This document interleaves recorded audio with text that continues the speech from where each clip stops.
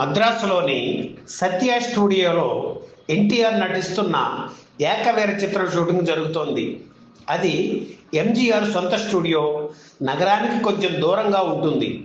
ఆ స్టూడియోలో ఎంజీఆర్కు ప్రత్యేకంగా మేకప్ రూమ్ ఉండేది. అది ఎన్టీఆర్కు తప్ప వేరే హీరోలు ఎవరికి ఇచ్చేవారు కాదు. దర్శకుడు సిఎస్ రావు షార్ట్స్ తీస్తున్నారు. ఎన్టీఆర్కు గ్యాప్ రావడంతో సెట్ బయట కూర్చున్నారు.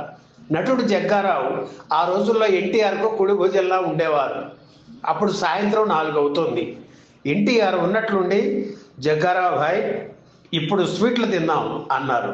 అలాగే అన్నగారు అని చెప్పి నిర్మాత డిఎల్ నారాయణకు ఈ విషయం చెప్పారు. ఆయన కారు వేసుకుని వెళ్ళి నేతితో చేసిన స్వీట్స్ ఓ అరగంటలో తిరిగి వచ్చారు.